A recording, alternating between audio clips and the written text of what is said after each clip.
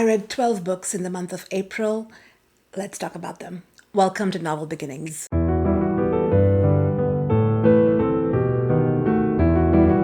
want to start off by The Broken Country. Well, Broken Country by Claire Leslie Hall. This book is everywhere and it has raving reviews. I think on Goodreads it has over 500,000 views, and it's all, I think majority of the people have given this book 5 stars.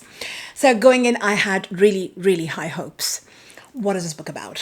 This book is a messy love triangle between Frank, Beth, and Gabriel Woolf.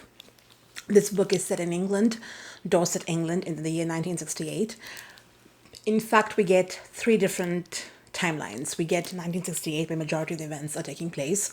We go back 10 years ago, what happened, and we also see things that have happened a year after, since events in 1968 has happened, so around 1969. So when the book opens with Frank, who is married to Beth, they are running a farm with Frank's brother Jimmy. And in the opening scene, we find that a dog comes running and starts hurting and killing the younglings on their farm. Jimmy, Frank's brother, who is very attached to these animals, in fact, all of them are, takes a gun and kills the dog. Right after that, a young boy of about 9 years of age, by the name of Leo, comes running, weeping that Jimmy has killed his young dog. And right at his heels is his father, Gabriel Woolf. Gabriel Woolf, now he is a very famous and reputed author. But 10 years ago, he had a very passionate relationship with Beth. So that is what the book explores 10 years ago, how Gabriel Woolf meets Beth and how their young love blossoms. Leo and Gabriel are here because Gabriel has divorced his wife, and Leo, being so young, is clearly missing his mother and is looking for a mother figure.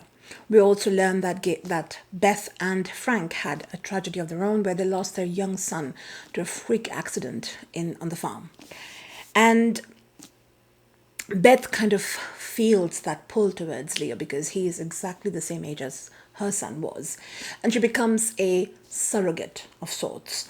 Leo is having some troubles in his school, and he kind of confides in Beth, and she likes what job she has taken up by being this mother figure in his life. Not only that, Gabriel kind of requests her to do that. Now, having given their past history, Frank is a little bit wary of this new relationship, albeit it's through the son, but he kind of warns her that, you have a lot of emotional baggage with which you're headed in this arrangement of sorts. And we also kind of get into Beth's mind, where we learn that, yes, she tells herself, or rather, to the readers, she's saying to the readers, but I think she's just reminding herself that she loves Frank and she loves the life she has built with Frank, like an incantation. But anyway, she has always had this yearning for Gabriel, and I think in a moment of weakness, they give in and they have an affair. Now, I am not sitting on a moralistic high horse and saying, oh my God, I do not condone cheating, thereby I'm dismissive of this book. No, if it's a well-written book, the characters are well fleshed out, I will read it. I like it. But here's what my problem with the book is, that I felt that these characters are extremely one-dimensional. There is no nuance in it. Like I said, Beth keeps on telling us and reminding herself, rather, that she loves Frank and that she loves the life she has built with Frank. None of her actions speak that she loves Frank. None of the things she does prior or now or whatever, that she loves him.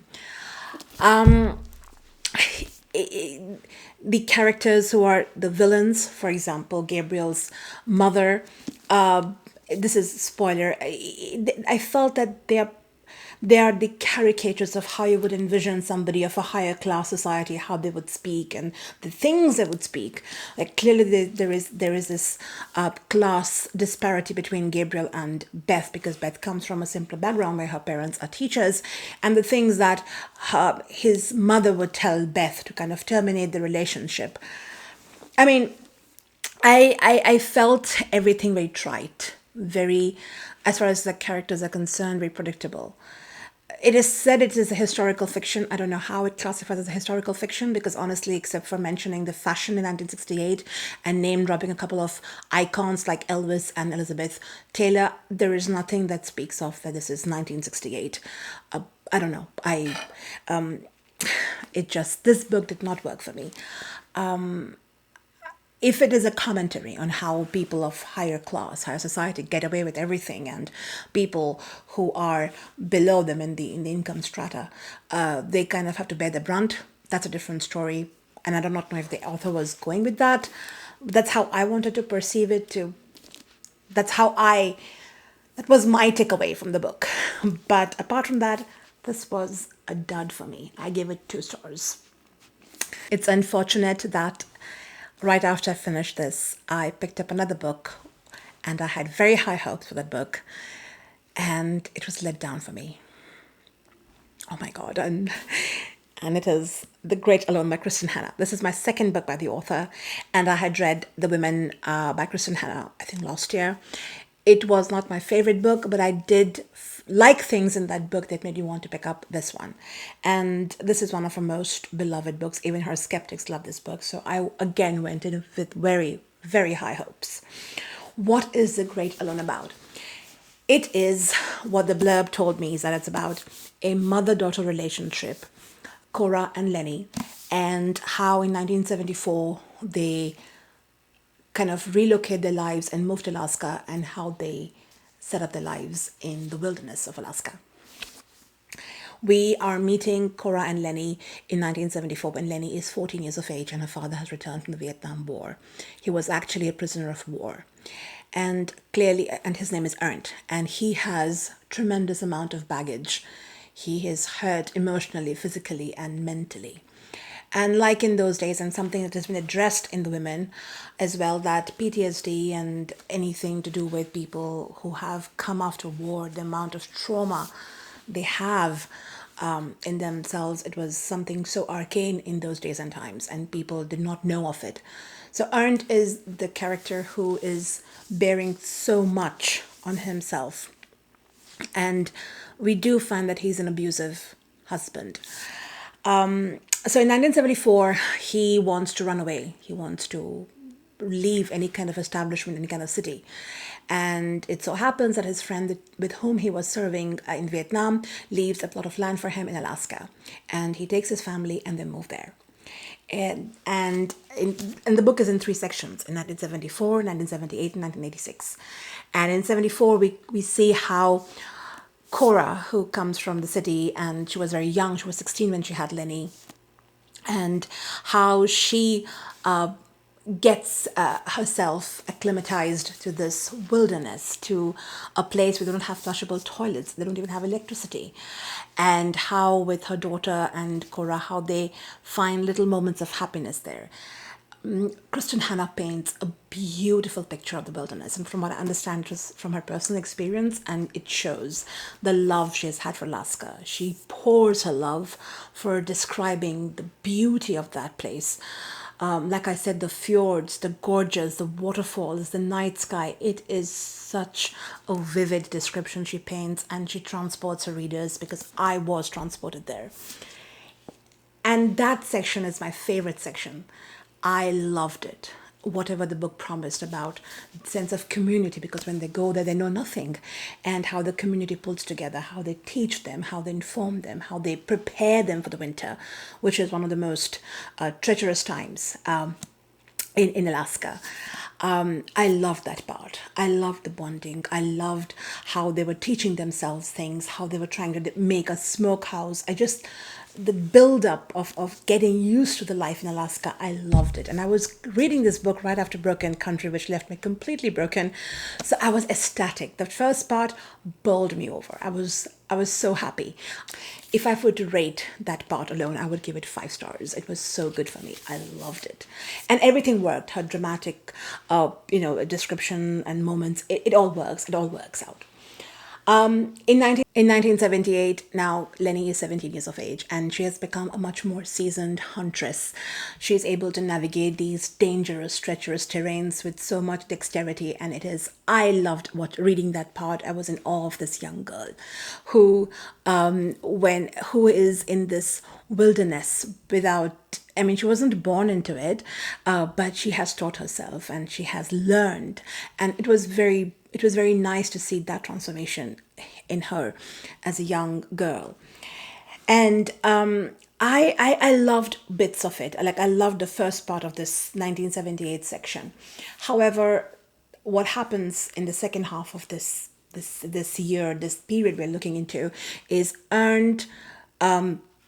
He's sent to the pipeline to work and he comes back, and what we see is more harsh behavior on Ern's behalf. We see how much more pain he can inflict upon Cora, and there are too many episodes of him lashing out at Cora. There are too many episodes of him inflicting pain on Cora, and to me, suddenly I think it loses the plot, because I am here waiting to see a character development in Cora and Lenny, because it has been established that Ernst is not a good human being, and we have had account of his abusive behavior. But what next? What happens to them? What are we seeing in these characters?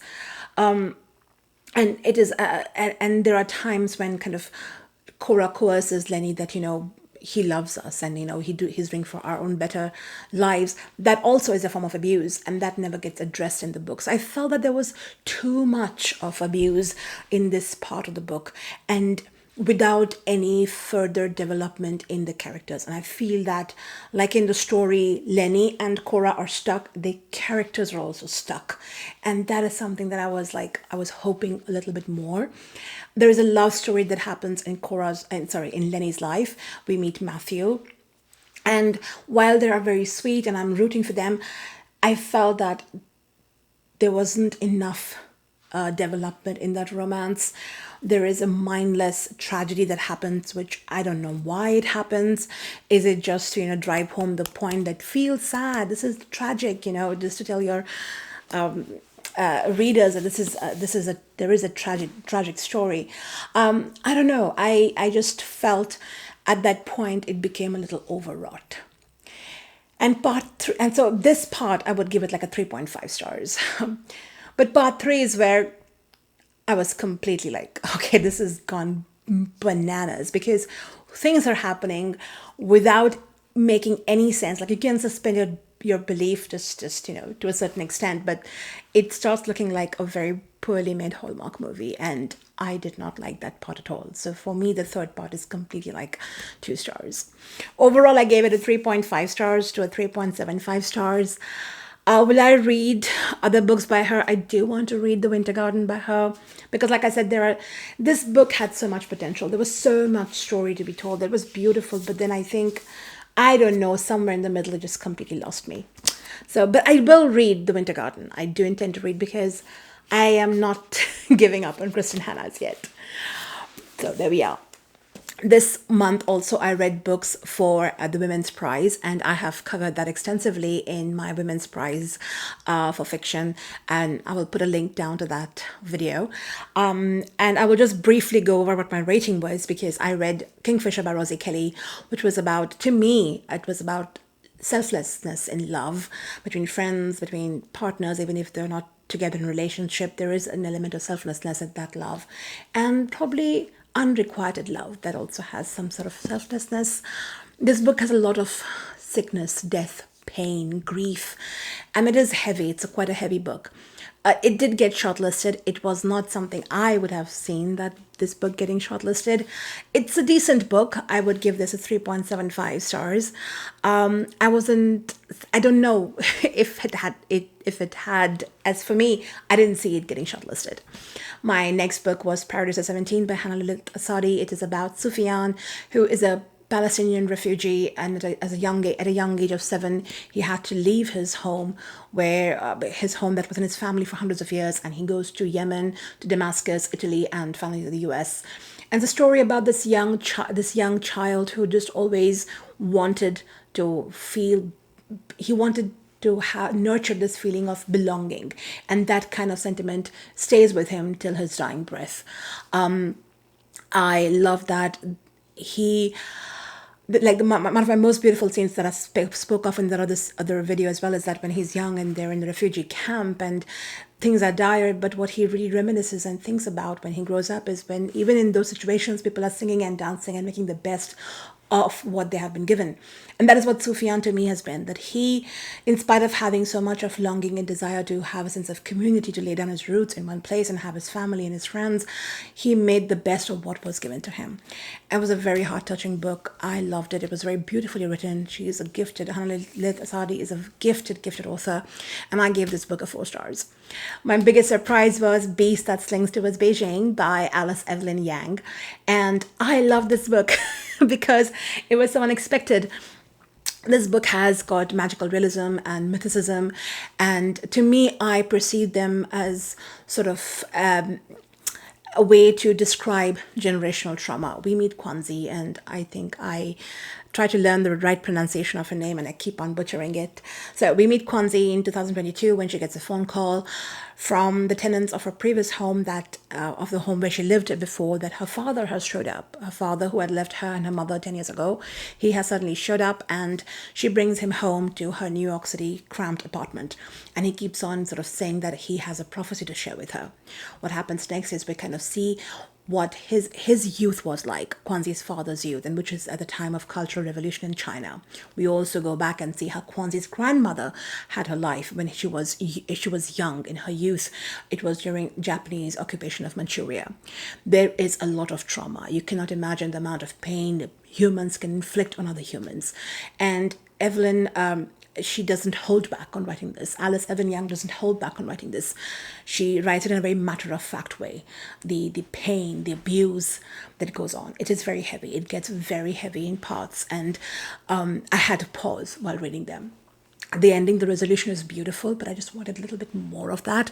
But I did give this book 4.25 stars, and I loved it. And finally, it is The Mercy Step. And this book was an audiobook for me and this book was narrated by the author herself, Marcia Hutchinson. This book, I really wanted this to be shortlisted, and it was. So what is this book about? It is about Mercy, and we are seeing her life from the time she takes birth from her mother's womb till the time she's 11.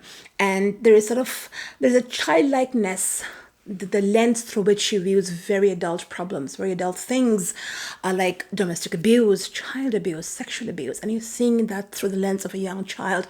It really hits you as an adult. I think it was a beautiful book, and I'm so glad that it was shortlisted. I gave this book 4.15 stars. After having read such heavy books, I really wanted a reprieve, and I picked up Saltcrop by Yume Kitase. This is a dystopian sci-fi book, and I'm so glad that I read this book. What is this book about now? This is about 3 sisters, the youngest being Skipper, middle sister being Carmen, and the oldest being Nora. And there's a reason why I said in this order, because the book gives us 3 POVs, and it gives us from the major chunk of the book is from Skipper's POV, the youngest sister, and then we have Carmen's, and then we have Nora. We are in it at a time when the entire world is ravaged by climate change. It has affected severely the quality of food and crops. People are unable to find food to put on the table. There is disparity, even in that timeline, there is disparity. There are places where people don't get food, and then the places where people are having food and they can dispose of food as well. So Skipper, the youngest sister, she always looked up to Nora, who is this brilliant young girl. She studied, she got an education, and she went on to working with some of the biggest corporations at that time in their world. And she was supposed to come and visit them, but she hasn't showed up, and there is no correspondence from her. Skipper chooses to live with her grandmother. Her grandmother has raised these 3 young girls since their mother passed away. Nora and Carmen have the same father, but Skipper doesn't have. Skipper is sort of the half sister, but then they grew up in a household where that wasn't a problem. So now, because I haven't heard from Nora, Skipper says that she's going to go and look for her sister. And Carmen, being a very organized and sort of borderline control freak sister, says, "You're not going to go alone, I'm going to come with you." And off these sisters go on an adventure to look for Nora. I love the story. First of all, the environment, the world building, the atmosphere that was written, that was essayed for us, was so beautifully done. I could envision that world, and it was very impactful. I loved reading that part. I loved reading about the adventure as it set sail. It was so descriptive. It was very well done. The pacing was fantastic. We do get, like I said, major chunk from Skipper's perspective. We also see Carmen's perspective. And the sibling relationship, the rivalry, the jealousy. But at the same time, when things come crashing down, they will come and help you out. They are there for you. That love, that bonding between them was very well done. My only gripe is that we get Nora's POV towards the end, and it was kind of like a little bit of an info dumping in the end. I wish it was kind of spread out throughout the book. Otherwise, I really like this book. This was like a solid 4.25 stars for me, and I cannot recommend this book enough.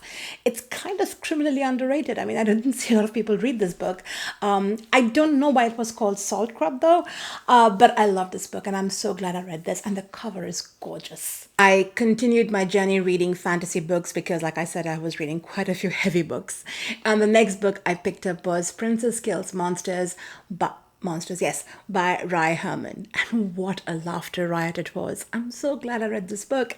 This is about Princess Melilot. She is the middle child, and she has a controlling stepmother and two very lovely stepsisters.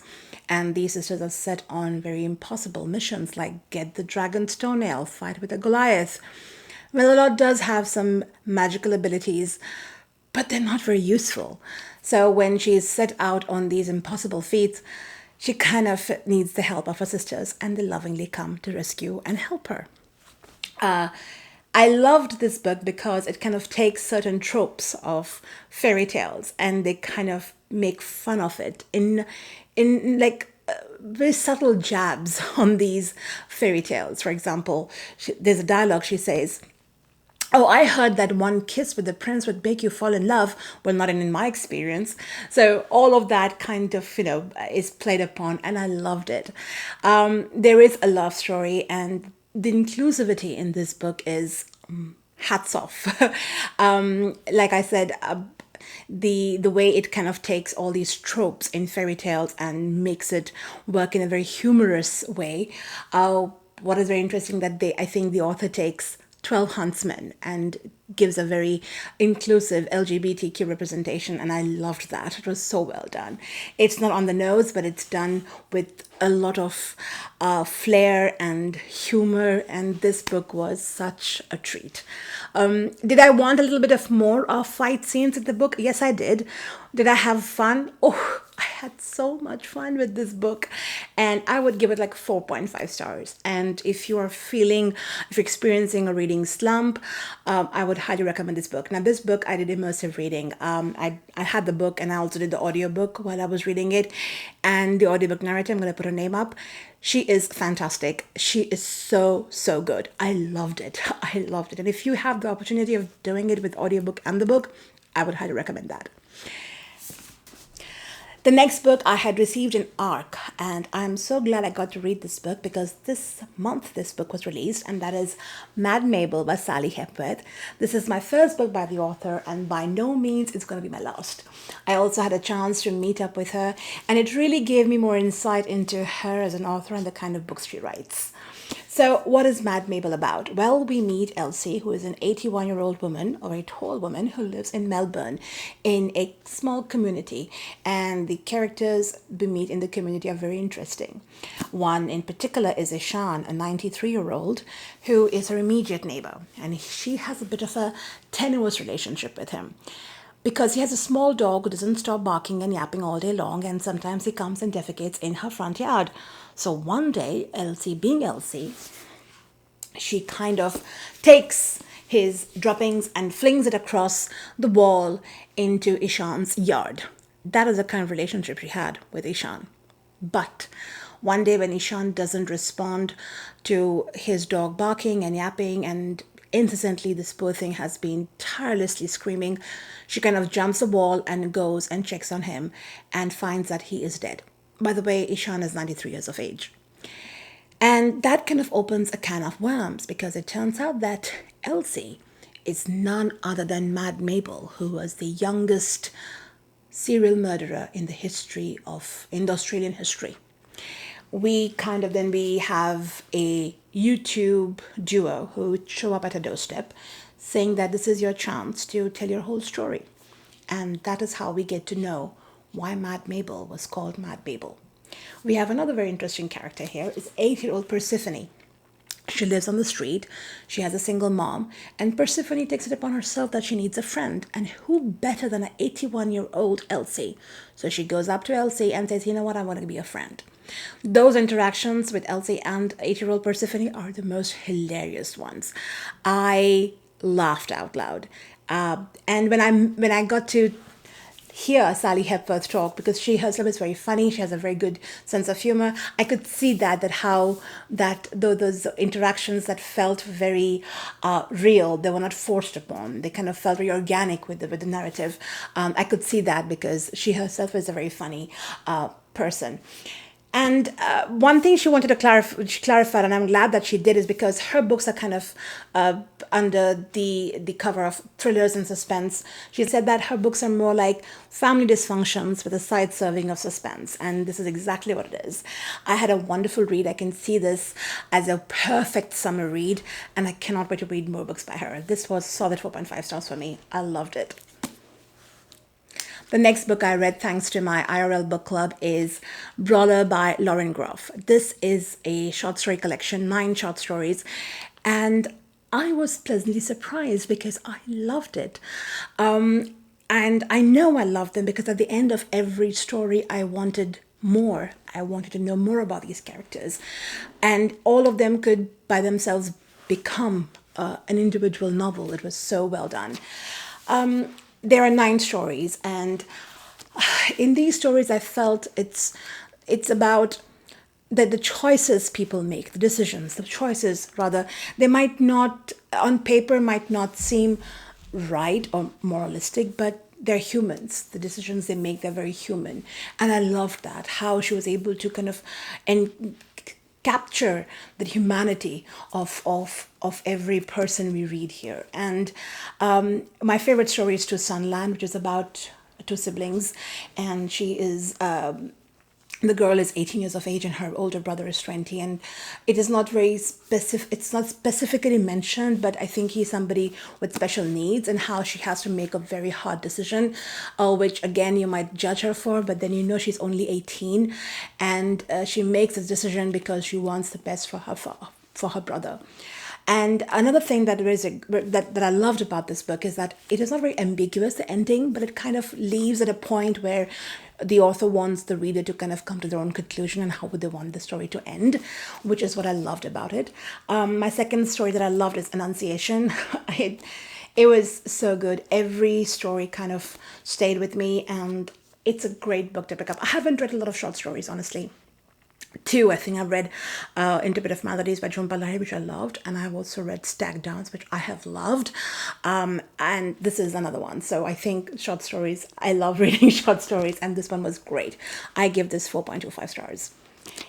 And ending on a high note, the last book that I read, I started reading in the month of end of April and kind of finished in the beginning of May, but I'm going to include that in April because this is such a good book, and it is Lost Lambs by Madeline Cash. This is everywhere, and I'm so glad I picked this book up because I had a great time reading this book. This is Madeline Cash's debut novel, and it was great. Now, when I saw this cover, I thought it would be like experiencing a kind of episode through the innocence of a child's eyes. But I was wrong. So what is this book about? This book is about the Flynn family. We have Bud Flynn, the father, Catherine Flynn, the mother, and the 3 daughters, Abigail, 17, Louise, 15, and the precocious young Harper. the interactions that Bud has with his daughters, it's hilarious. And I what I liked about it, it could have painted the daughters in a light of being, very, very mean, or, very petulant, but the humor, the banter between the parents and the kids, I just loved it. It was so funny. It has a lot of heart. It has a few concepts which I wasn't expecting, but I'm glad I read, and it was dealt with it was dealt very well. So what happens is that Abigail is dating somebody called War Crimes Wes. Wow. And Louise, as a middle child, she is chatting with a to-be terrorist. And Harper, well, she is playing with her father's laptop and has been sending inappropriate things to his colleagues. And Catherine is kind of dealing with her midlife crisis. Uh, it was a great read. You would not regret reading this. It's a quick read. It's about 300 pages. So well done. Funny, humorous, so much love in it, so much heart in it. I loved it. I gave it 4.25 stars. So my April wrap up. I want to say that I did have two disappointments. I would say it's Broken Country and The Great Alone. However, I also had I'm very happy I read those books, and one would be Lost Lambs for sure, and the other one would be Beast That Slings Towards Beijing. It was a surprise. I didn't expect to like it as much as I did. And a book that I would encourage everybody to pick up would be Mad Mabel by Sally Hepworth. You'll not regret it. At least I loved it. I think I would say both these books you would pick up. You will not regret it. They're great, great books. So I hope you've enjoyed this video. I have loved reading these books, and I don't think I would have reached this number 12 had it not been for me reading for the Women's Prize. I have interesting books lined up to read for the next month, and I hope you all stay well, and write down in the comment section any of the books that you have read from this pile that you have liked or not liked, and any recommendations you would have for me.